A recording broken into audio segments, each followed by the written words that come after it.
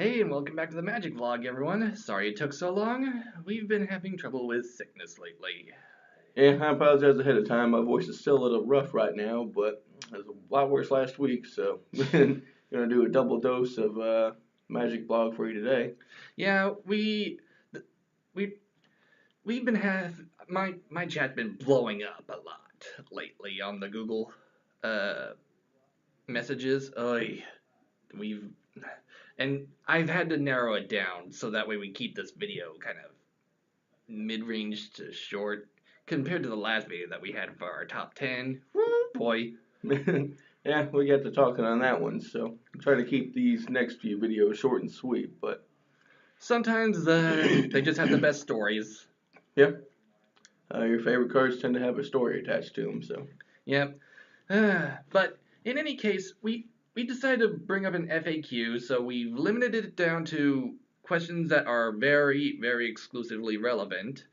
And one of the questions we're going to answer last because it goes with what we were planning on doing with our last week's video, combos. Yep. But seeing as it's a Wednesday here at Q's Comics and Games, EDH nights, so combos aplenty, so we'll be talking about a few of those. my personal deck actually, which someone actually mentioned after they saw my Top 10 favorite. yeah. But we also had a question on the top 10 video about why about you having to explain a certain combo. So I think we better go ahead and do that now. It's the Raptor Jesus combo that they wanted to know Raptor about. Jesus we refer to as Death Miss Raptor. It comes back from the graveyard if you turn a creature face up, which is normally Den Protector, which was somewhat of a combo back in its standard day before it rotated here recently. What you want to do is you play a Den Protector face down, of course, then you flip it back up, which brings your Death Miss Raptor back into play, and it has Death Touch, so you trade with it, and you try to trade the first Den Protector too. And what you want to return with Den Protector's ability, he reads return target card from your graveyard to your hand. You want to pick up a second Den Protector and then start the cycle anew. So you flip one, you get back the other one that died, the other one goes to the graveyard, so he's legal to grab with the second one, and the Death Miss Raptor keeps going in and out of the graveyard, trading and just decimating their army because he's got Death Touch, so he kills whatever he touches. Yeah. And this is actually going back to an old whip deck that was played against him. This is what we were talking about once before. Yeah, he was playing a black-white warrior deck that had Whip of Erebos to keep his creatures coming back and do massive amounts of damage. And we met in the finals, and we had a pretty darn good matchup. But yeah, and it gives all his creatures lifelink too. Yeah, so he had a crap ton of life, but he couldn't touch my combo. So yeah, so that's one of my favorites. Yep. Now, anyway, I think we better get to the Q&A. Yep. Okay, Kevin from Virginia asked, "How did you get started playing Magic?" This one's easy for me. I started way back in the summer of 1995. I lived next to a couple of other gamers. We used to play like Nintendo 64 was the biggest thing back in the time. Shows you how old I am.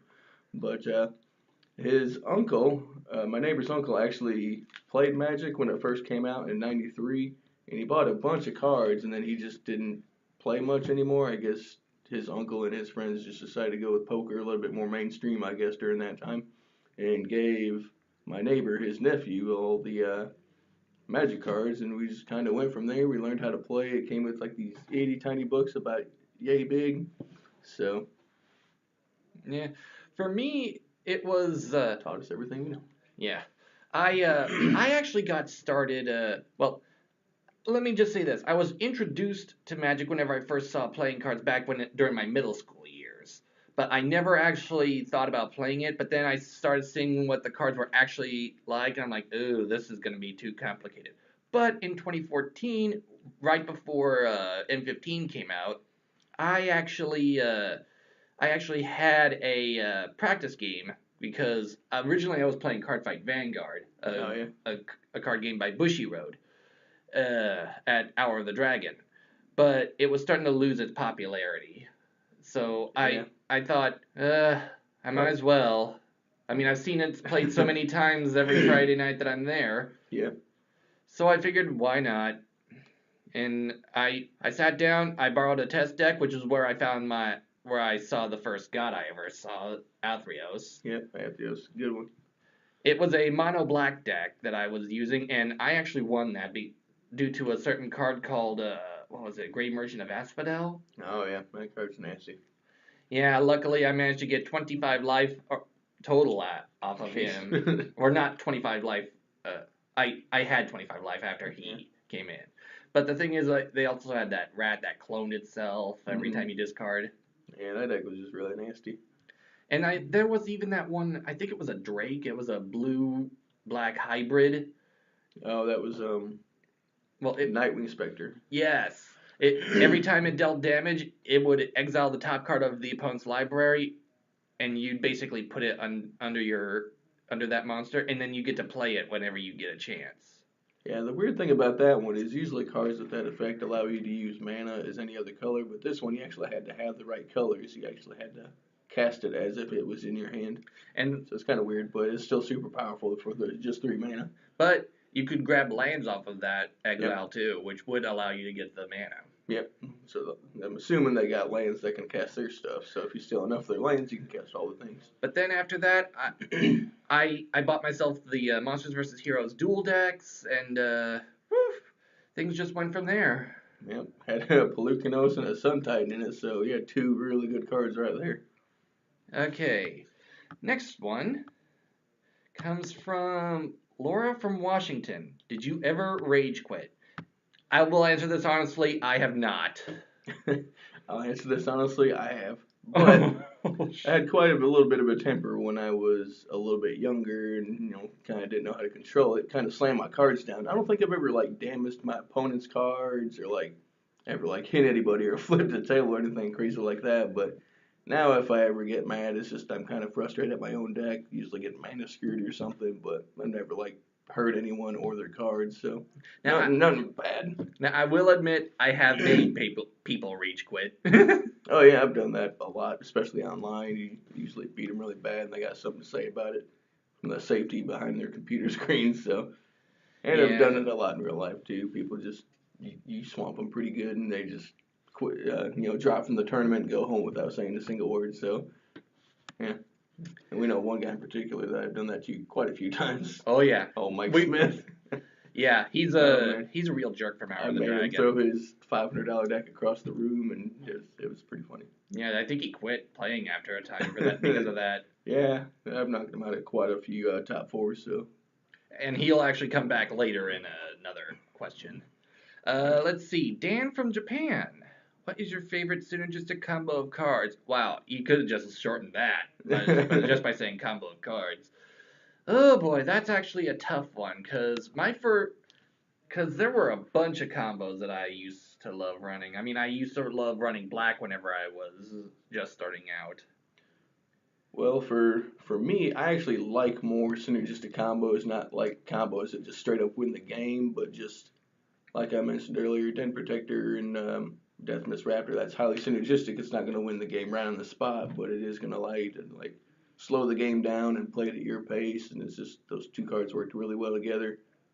Another good example of that right now is Eldrazi Displacer and stuff that works with Panharmonicon with trigger and double time and the Displacer. You get all those triggers again, so that's just a super highly synergistic, not necessarily like a game-winning combo, but it will win you the game eventually.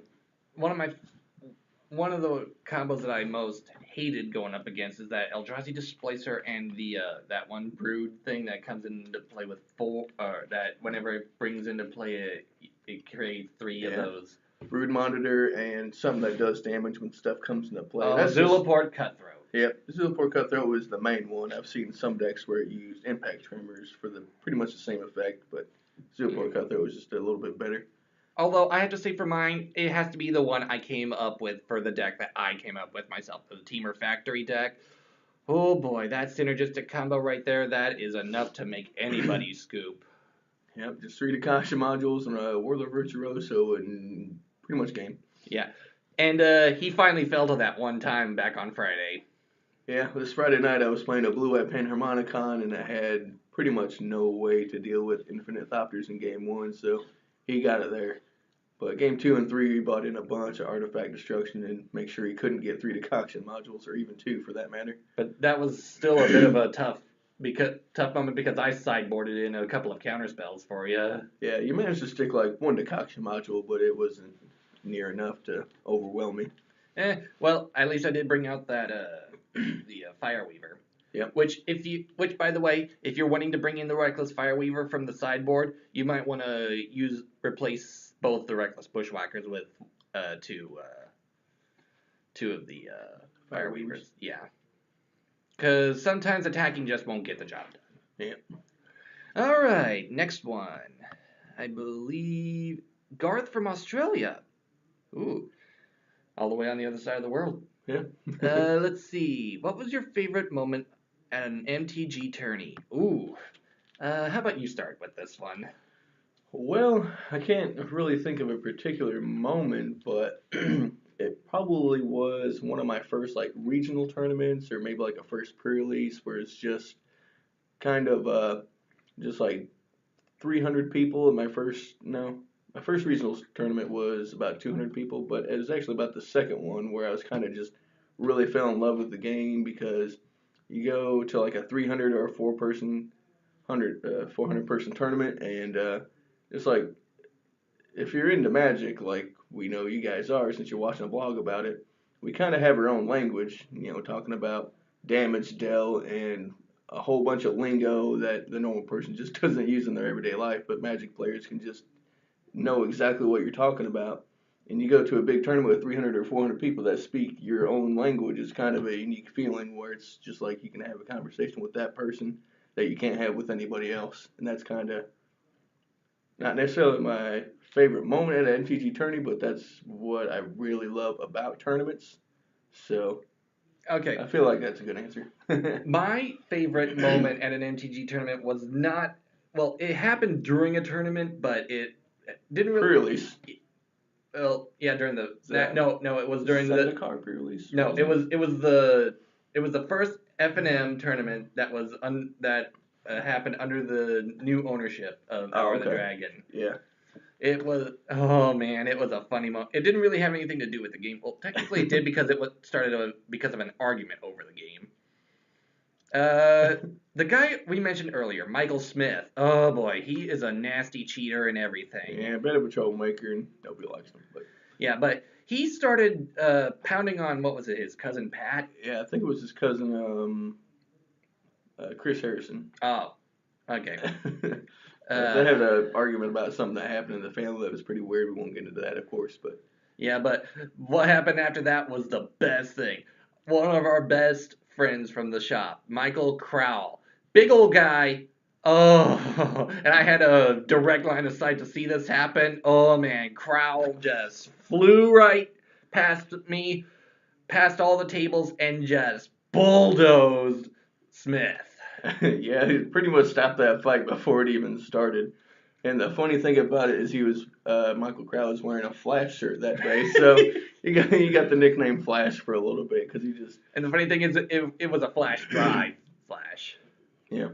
But he was actually playing our good friend Jeff Laird, and that was Jeff Laird's one of his first tournaments. So he's kind of freaked out a little bit. He thought he thought Michael Crowell was like gonna rage quit at him for getting like a bad starting hand or something, but no. But watching that tackle, that made my day right there. Yeah, unfortunately I was way back in the room, so I kind of just heard everyone's reaction. I didn't see it itself, but yeah, it's a pretty good story to tell. And Michael Smith was banned for a while. Yeah.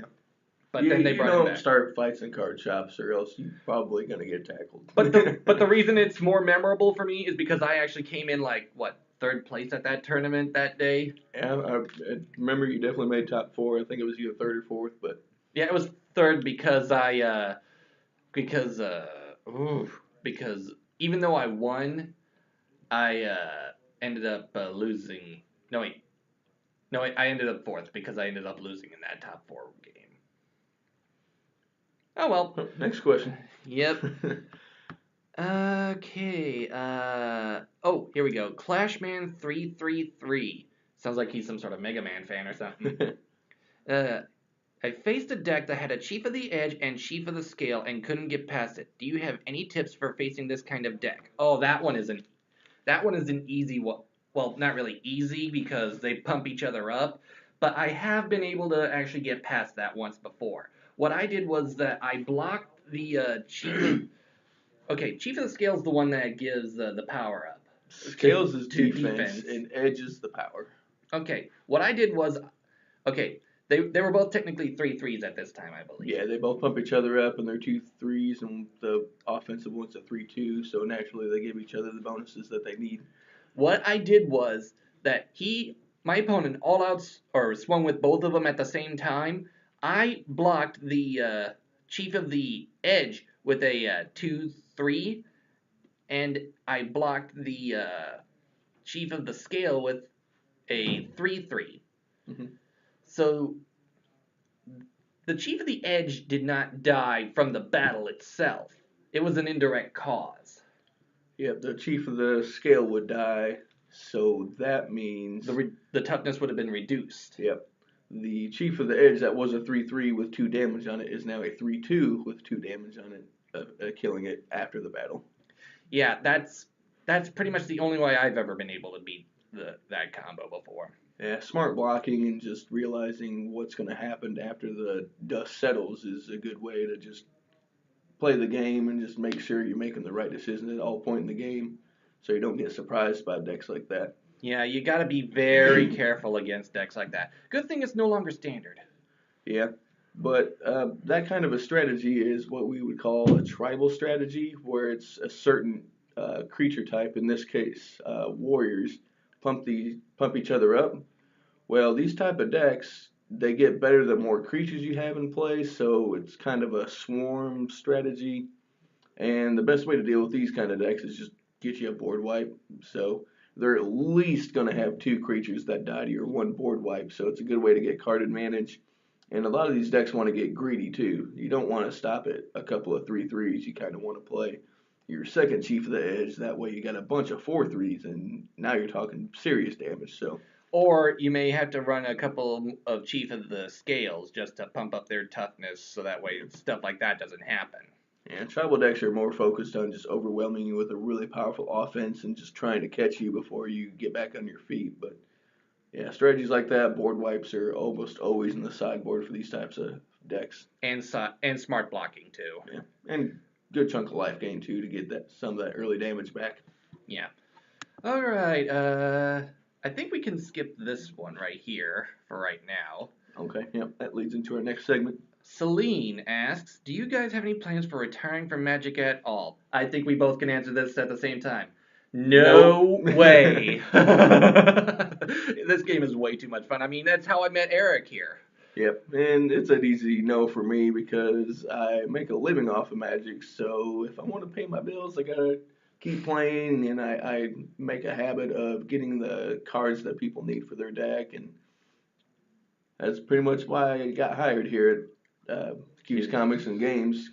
So Yeah. you got to keep the game going, so you got to make an effort to get cards that people need and make good trades with people and make sure they got a good deck that they want to keep playing in the tournaments. So. And it's a good way to make friends too. I mean, yeah. Eric and I have only known each other for going on 3 years now. I mean, it'll be, I think it, well, actually, it's coming up pretty soon about whenever we first actually talked on Facebook. Yeah.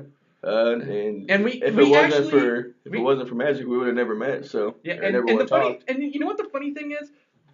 First of the year,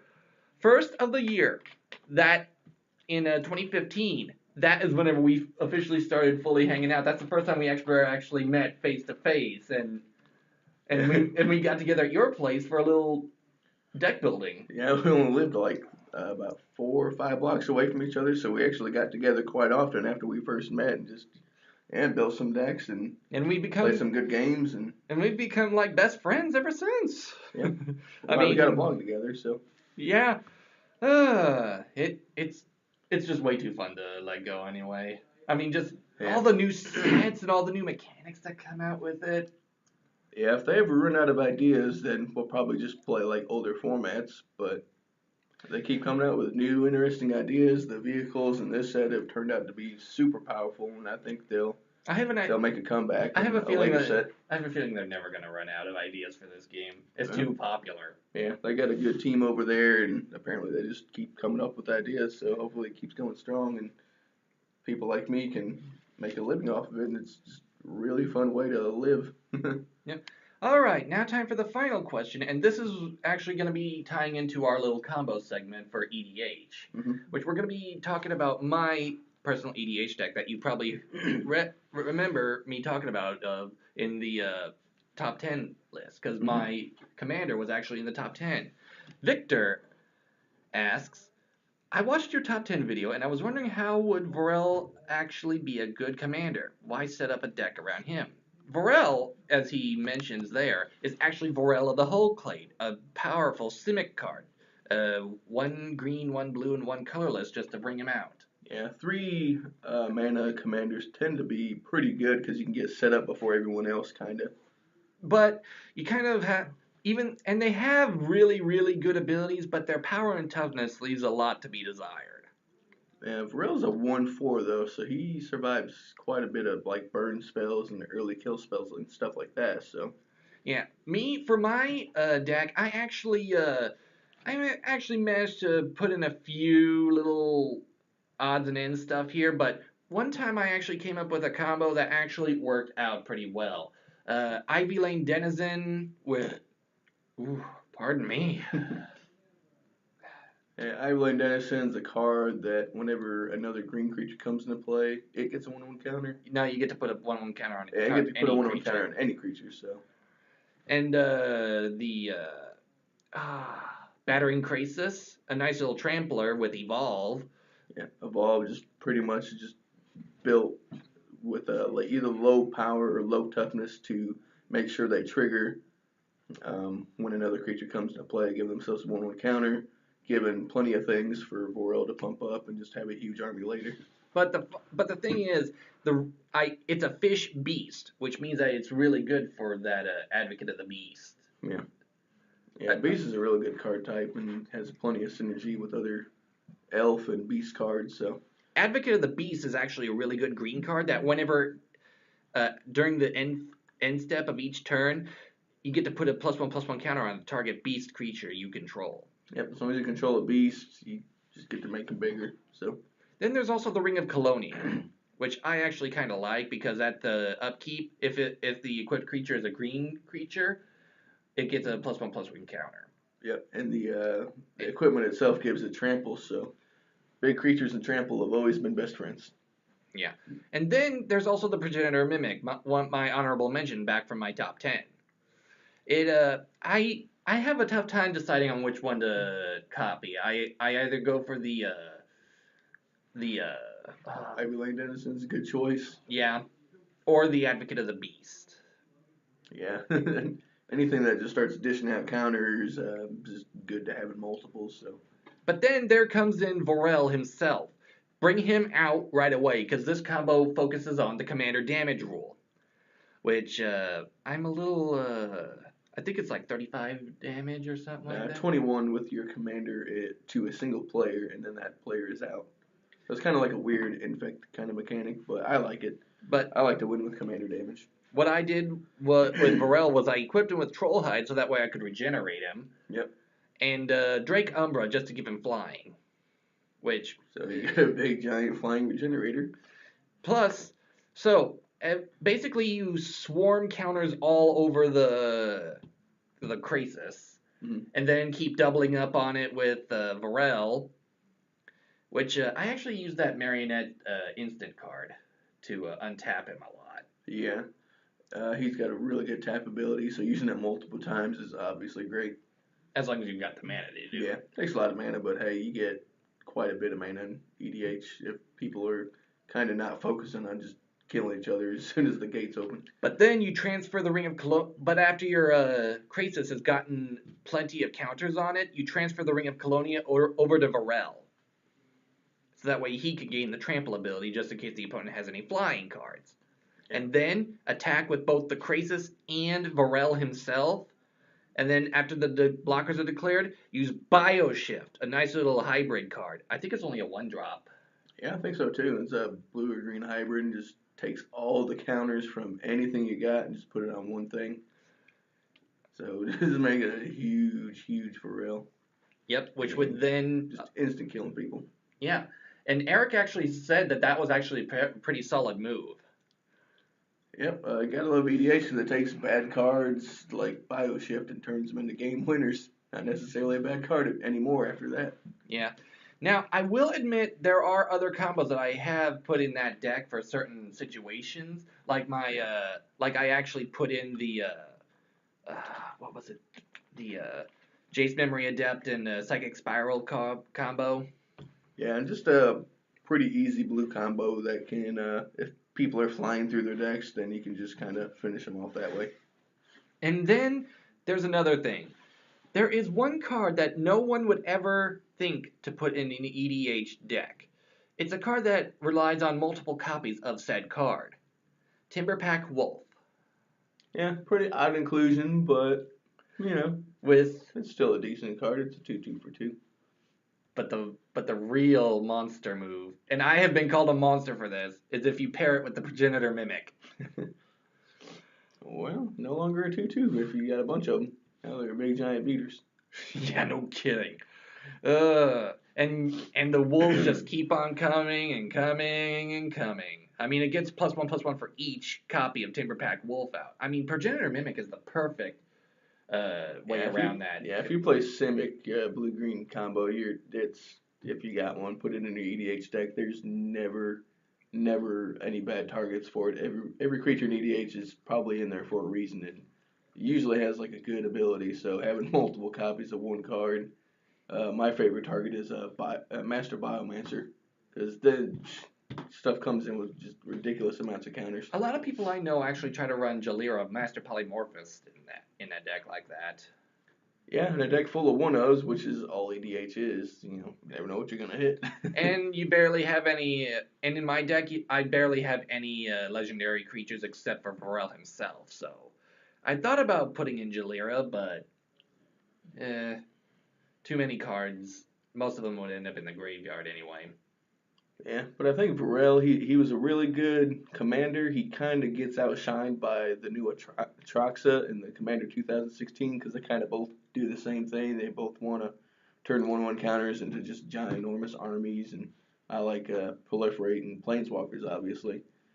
But there was both of them easily go in the same deck. If you got Atraxa, then you want a Varel in there because pretty much it's proliferate on a bigger scale. Also, another thing I actually thought of doing before, but I never actually thought of before, is if your Varel strategy somehow fails or something, there is another way around it. You can, as I said, I have the Jace Memory Adept combo going on with the Psychic Spiral.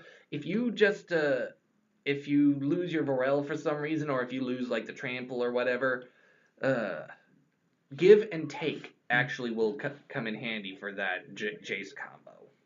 It's a nice little fuse card. Give is the green side, blue is the take side. It's 2 cards in one. You can cast one or the other or both. Yeah, I remember what Give does. It puts 3/1/1 counters on target creature, and then take allows you to remove or forces you to remove all counters from the target creature that you control, and you get to draw 1 card for each one that you removed. That sounds like a lot of cards. Yeah, so pair that with Jace's ultimate right there, mm-hmm. and then Psychic Spiral on the opponent's standby upkeep. Mm-hmm. Boom. It doesn't exactly work all the time, but what can you do, right? Yep, you only got 1 copy of each card, so usually pretty combo heavy format. Now, but a lot of fun too. Now I will say, the new Atraxa is a black card as well as blue and green. Yep, it's everything but red, so that's white, blue, green, black, and green. Well, if you're wanting to run him actually instead of Varel, there is actually a nasty little combo that I came up with years ago. It involves Athreos God of Passage along with Abhorrent Overlord. Yeah, Aetherios could easily go in any black white. It's EDH. Creatures are going to be dying left and right, and people are going to argue who's going to take that 3 damage and take 3 damage for the team, even though there's not really any teams, but you can Well, kind of naturally form alliances and stuff like that. So the it's thi- pretty fun to watch people argue about who's going to take that 3 damage with from Aetherios. well, technically it's not 3 damage. It's just paying 3 Man, life. 3 loss of life. So Athreos wouldn't be really good, viable as a commander for that. Good commander, but yeah, can't win with his ability with the commander damage rule, which that would be freaking sweet though. Now the abhorrent overlord I mentioned earlier, that thing whenever it comes into play, you get a number of harpy tokens equal to the no, equal to the devotion to black. Yep, and he automatically has 2 black symbols on himself, so you're at least going to get 7 power worth of flyers for 7 mana, so already a good deal, but But with Athreos out, that'd be 3 more. yeah, you get 1 more from the Athreos black mana symbol, and then But then there's a downside to using abhorrent overlord. Each upkeep, you have to sacrifice a creature. well, hopefully you made plenty of harpies to sacrifice, or have 1/1 ground creatures that are worse than 1/1 flyers. Or force your opponent down so low enough that they can't pay for Athreos' effect. Yep, so that way you're forced to sacrifice the Born Overlord, but if they don't have the 3 life to pay, then you just keep on casting a Born Overlord and getting a bunch of value again. Yeah, and then there was another thing that I thought of doing, but I found it doesn't actually work. I thought about trying to use the progenitor mimic with the abhorrent overlord, but then you'd have to sacrifice 2 creatures every upkeep. It depends on how many harpies you're getting, or token production in that instant. True, because it's becoming a copy, so it gains the devotion. Mm-hmm. So you're basically increasing your stuff every turn. Yeah. But then again, there are other combos out there. Like in this old red deck that I used to run, I actually thought about using a Flame Rush Rider with Farragax Giant. So we officially in the combo segment. Yeah. Okay. Yep. This week, or it was supposed to be last week, we were going to talk about just like super high synergy combo cards, like one question was asked earlier, or just straight up combos that win the game. And like we said, it's EDH night, so we might see some of these combos tonight. Yeah.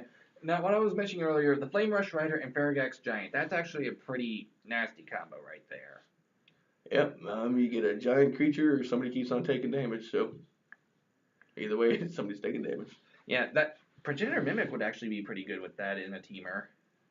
Yeah. But Any of the I forgot what that mechanic was called, but yeah, your opponent has to pay an amount of life. Yeah, tribute. Any creature with tribute has just a bad or a worse decision for your opponent, and if you're copying that card over and over again, then it's going to add up to a game win, hopefully. Yeah. The thing is a tribute. There's a tribute number. The opponent either puts that many 1/1 counters on the creature. Yep. Or a bad effect happens. Mm-hmm. One of my favorites was actually that Snake of the Golden Grove to use in my old white-green life gain deck. Wasn't that one? It's like it came in with counters, or your opponent like let you gain a bunch of life or something. Yep. Yep. Oh boy, that actually comboed really well with my Ancient Silverback and what was it? I can't remember. Sunbond. That's what it was. Ancient Silverback and Sunbond. That was one of my more favorite combos in my green-white life gain deck. Yeah, Ancient Silverback already a big giant creature at a 6/5 for 6 mana, and it has 1 green regenerate. So as long as you keep a green or 2 open, like he's just gonna stay on the field. And with Sunbond, every time you gain life, the enchanted creature, forget it. Gets that many 1/1 counters. So longer the game goes, you're gaining life and stalling it out and making your army bigger. Even you were impressed by that old combo. Yeah, Sunbond didn't see any playing standard, but at EDH it really shines because a lot of life gain, a lot of damage flying around. So Although there was that one solemn card, I forgot what it was. It was 4 mana white card. You could destroy target artifact or enchantment or something like that, and you gain 4 life or something like that. Oh yeah, that was like Solemn Blessing. I don't know. I know it costs 3 mana, but yeah, I know what you're talking about. Yeah, it was a good card but it was mostly for sideboard though. Yeah, and in EDH though, you got quite a few enchantments and especially artifacts running around, so it's always good to main board like one or two like naturalized effects or the card we can't think of right now. But it didn't really matter. Croson Grip's a popular green card for that effect since it has split seconds, so effectively can't be countered. Yeah, and I gotta say, there are so many combos out there that would really work together. I mean, like what I mentioned last week with my number one in the top 10, the Sun Titan with Gift of Immortality. Boy. Yep, you're gonna get a bunch of 3-drops back, or lands, or whatever you can grab out of your graveyard with Sun Titan. Yeah. But there was I like any of the Titans in 6 mana. That's a good combo for me. an older combo.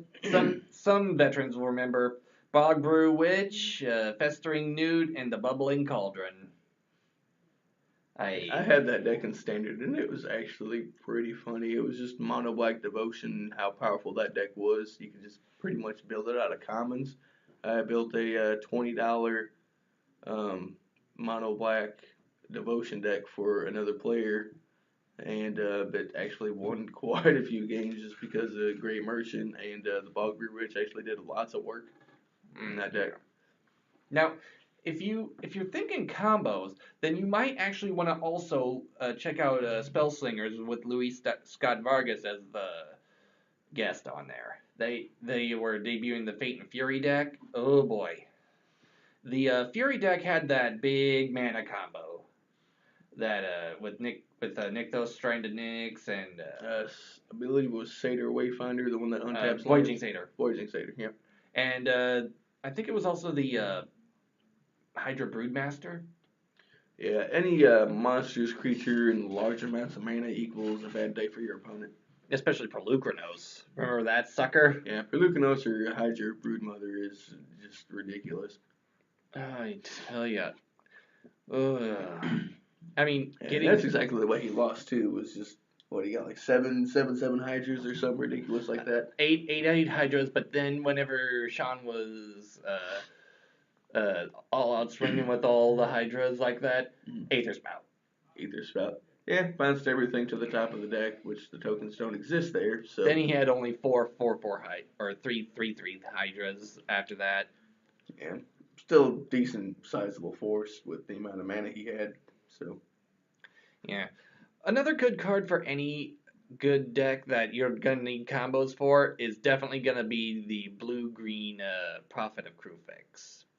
And Prophet of Krufix now banned in EDH, but for obvious reasons, it just did everything you want in a blue-green deck. You untapped all your creatures and all your lands during everybody's untap steps, so you constantly get to play your creatures. I had flash now, so you just constantly play your creatures at instant speed, and a lot of them have counter spells attached to them. Like one of my favorite cards, Mystic Snake, is basically just a grizzly bear and a counter spell, and they mashed it together. So it was a 2/2 that countered a spell when it came to play, and it had flash. So now another card combo that it's more of a 2-card thing that we came up with years ago for last year for my red-green deck that we made with where we focused around the Managorger Hydras. Mm-hmm. It was the Woodland Bellower and Managorger Hydra. Yeah, Woodland Bellower, really strong card. I wouldn't be surprised if it showed up in lots of green EDH decks, but you basically get to search out any 3 or less green card. That's non-legendary. Yeah, non-legendary. And just put it into play. So you got plenty of juicy targets for that one. Especially if you got a problematic enchantment or artifact that somebody's trying to combo off with, and you can just get your creature that has a destroy target artifact or enchantment when it comes into play. And the green's got about 2 or 3 of those. So then there's Panharmonicon that combos with anything that comes into play. Yep. In this case, you get to destroy 2 things with your creature. But someone actually actually get 2 triggers off of the Bellower too, so you get crazy with it. Yeah, double Hydra. The thing is, oh boy, there's just so many combos out there that, I mean, There is actually another thing that I was thinking about. Wouldn't the Panharmonicon be very good in ally decks too? Yes, Especially a lot like of the green. allied triggers like don't really work well in multiples. Like lifelink, getting multiple instances of lifelink doesn't do you any good. Trample doesn't work. First strike or vigilance or double strike doesn't work. But there's In a green white black ally deck that I ran once before, I was thinking that Panharmonicon would have been good for that because it had that what was it, the Tajuru Warcaller and the beast caller too. I didn't have the Beast Caller. It was the Warcaller. Yeah, Warcaller is obviously better, but Beast Caller did it too. If you wanted to do EDH allies, and all the old school allies would actually just get +1/+1 counters And or +1001 counters when allies came into play, and those would actually double, so you would actually get good value out of your old school allies. and the Kalistra Healer too. Yeah, Kalistra Healer is one of the new school allies, but when it comes into play, um, you deal 1 damage to your opponent, or loss of life, actually, and then you gain 1. And if you got a Panharmonicon out, you're doing double duty on that for each ally you play. So not only are you getting double triggers off of that, you're getting double triggers off of the new ally that just came into play. Now I will tell you this one. This one was one of my favorite things I did back whenever I first had this ally deck. Oh boy. Okay, I had a bunch of those war callers, but I couldn't really do anything because he just kept on gaining so much life, was I was just kind of down. Mm-hmm. And I mean, he hadn't touched me, but he was gaining so much life off of like a bunch of lifelink stuff, and he kept on bringing his stuff back and everything. Mm-hmm. But what I did was I had a bunch of those like 2 or 3 war callers out, and 2 retreat to Amerias. Oh. And 2 what was it, the Evolving Wilds. Yeah, it was either Evolving Wilds or another popular card in that deck was actually a land that had. It was Blighted Woodland. Yeah, Blighted Woodland would allow you to sacrifice it and get 2 more lands and put them directly into play. So not only did you get all the triggers from the woodland, then you would just get. Actually, it was just pay mana and sacrifice the woodland itself and get 2 lands. I think you had to tap it, but it might not have had. Yeah, you did have to tap it. Yeah. But the funny thing is, 3 landfall triggers and actually technically 4 because I had the 2 woodland or the 2 Evolving Wilds. Yeah. And so that brought in the Retreat to Emeria, and with the Retreat to Emeria, I got like with every Retreat to Emeria trigger, I got like what 1 token per retreat. Yeah, and that wouldn't have triggered Panharmonicon at all, since it's not a creature coming into play, causing an effective trigger. But it would trigger the War Callers, because the trigger happens from the War Caller is a creature, so that would double up the Panharmonicon. And the Kalistra Healers, too. Yep. So each 1 token that came out would give, in this case, you have 3 War Callers, so that would give all your guys 6/6. War Caller gave 2/2 to +2/+2 to all the creatures. Yeah, so if you got 3 of those out, 6, then you would get 6/6 for each ally that came into play, and everybody would get 6/6. Yeah, and then the Panharmonicon would basically double that, making it 12/12. 12/12, yeah. For that 1 turn, though, but none of them could have haste because of that. But it didn't really matter, seeing as all my other creatures were already out on the battlefield. Anyway. There's plenty of allies that give haste, so it could easily be a good EDH deck. Yeah. But anyway, the fact is that Panharmonicon doesn't go with everything. It just goes with almost everything. Yeah, I mean, especially in EDH, where it's just like pretty much everything has a come to play effect. So it would have really gone well with the Ivy Lane Denizen, to be honest. Mm-hmm. More counters, more big army. And people would actually in a counter deck, everyone tries to run that Hardened Scales.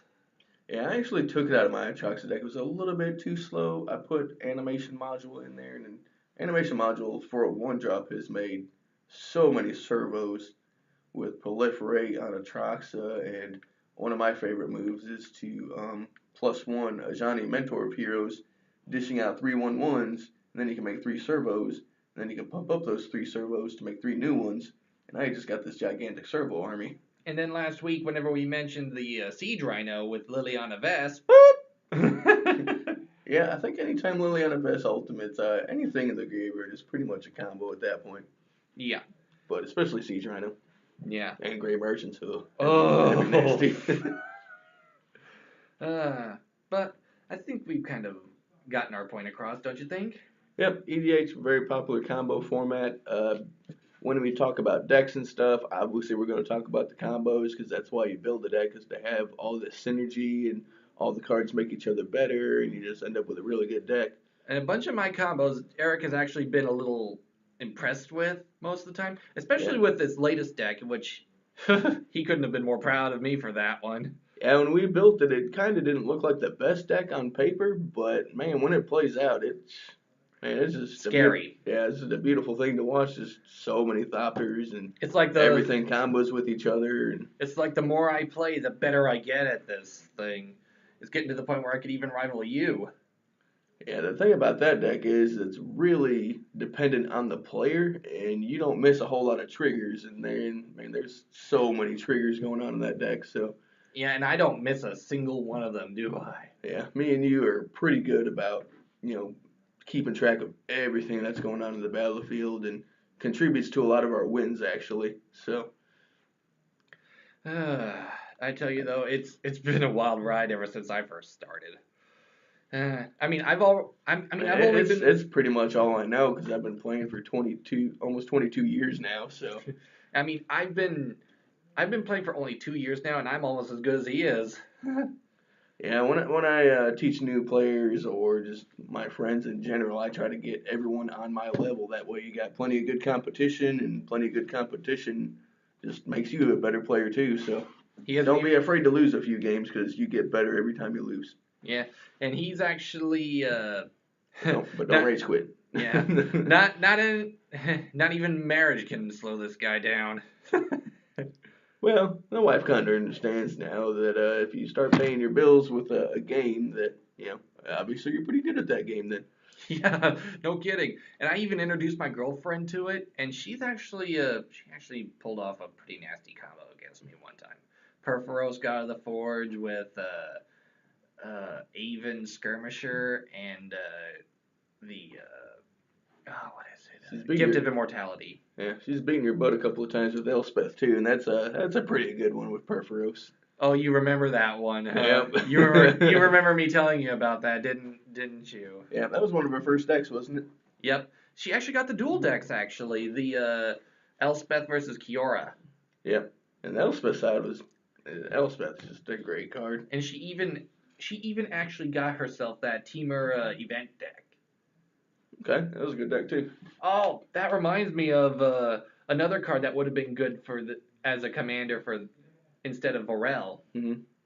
Just put Vorel in the deck itself. Mm-hmm. Bring out Yasova Dragonclaw. Yep, exactly the one I was thinking of. It's got a blue and red ability, but Commander says if there's that mana symbol on the card, that's its color identity. So Yasova is actually a Teamer colored EDH general. So if you pump her up using the Ivy Lane Denizen, then basically you could take over whatever creature. I mean, you just get her big enough and you can start taking everybody's stuff. Take control of Emrakul. Yep. Or Ormandel. Yeah, if somebody's got an Ormandel out and they're going crazy with it, then yeah. You might as well use it yourself. Yep. Getting you a bunch of life. And you gotta watch out for puns that come out in the game too. Yeah. It's four players playing ridiculous decks and ridiculous combos and just cards that come out of left field. So yeah, quite a few characters too.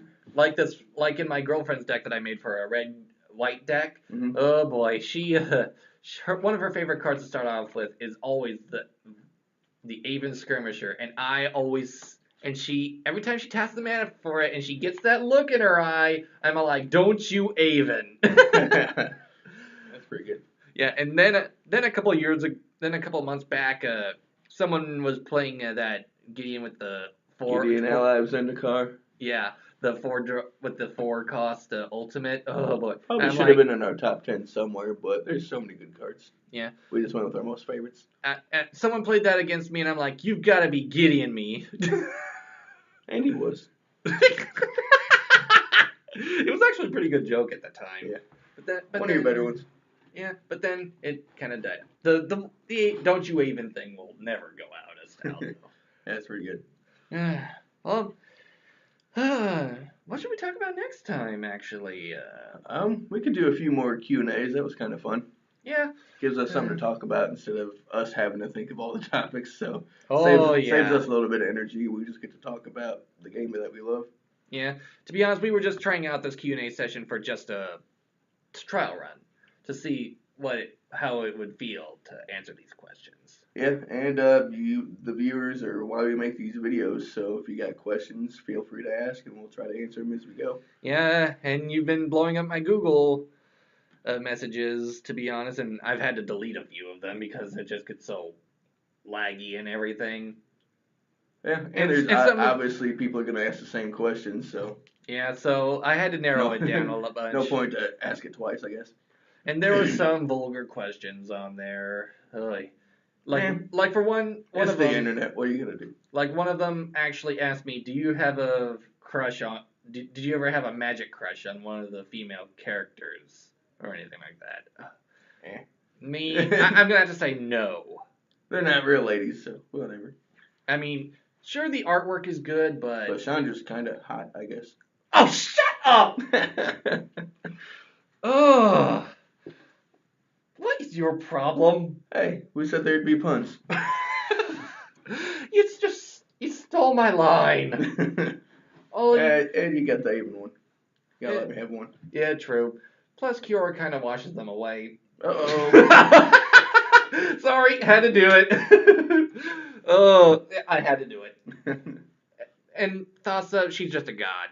She's not really much. I mean, sure. On that note, keep the questions coming, viewers, and we'll try to get to them as we can. And give us some more topics for videos that you want to see. Yep, that's always good when we're kind of running out of ideas, since we also do some other videos and constantly running the shop, and it keeps growing in popularity, so more work for us. Yeah. Actually, I think that for, no, wait. Oh, Christmas time's coming up. So, hey, there we go. So, talk about your Christmas presents that you got in the next video. Yeah. Things are, yeah, we might get magic stuff. I mean, I don't know. I mean, if you're looking for gift ideas I always get packs. If you're looking for gift ideas for friends or whatever, try Commander decks. All the new Commander decks are, man, out of the box, they're just really good. Especially the Atraxa one. Like, you can just start winning games with it as soon as you open the package and sleeve it up. Or buy a bundle or buy a holiday box. Yep, holiday boxes were exactly invented for a good Christmas present. You get, I think it's 5 packs now, but they're 22 or 25 bucks, somewhere in there. Yeah, but the thing is, the thing is that you've actually got a deck box to store them in afterwards. Yeah, you get a really good sized 4 count. I think that's about a 4,000 count card box. So, or go for bundles. Actually, bundles actually outrank the bad packs now. Yeah, 10 packs, closing around $50 though. So you gotta really like that person spending $50 on. Yeah. Or if you've got the money for it, splurge on a big old booster box. And if somebody got me a booster box, we'd be instant friends after that. I mean, I've already had ideas, but I could never figure out anything for this guy. I mean, he's so hard to shop for. I usually give all my players a booster pack. A little cheap way, and usually I'm winning packs every tournament, so I like to save a few up and dish them out as Christmas presents. Favorite Magic players. Actually, I've actually got an idea for you for Christmas, because I've been wanting to do this for a while, dude. Because you said that you've been wanting to add one to like a blue deck of yours, I think it was. I actually finally found it for you. We'll find out on Christmas. Oh yeah. Well, technically no, since Christmas is gonna be on Sunday. Well, yeah, but we'll be back at it on Tuesday or Wednesday when the shop opens back up. Yeah. Oh well, doesn't really matter, does it? Well, hopefully we answered everyone's questions to to some extent. Yeah. I mean, Try not to talk too much longer. We had, double dose of Magic Blog today, so yeah, because had to keep it short and sweet. Yeah, well, we tried to anyway. Yeah. Still closing in on an hour, but hey. It's almost like the unboxing that we did. Yeah. Oh well. Until next time, may you draw well.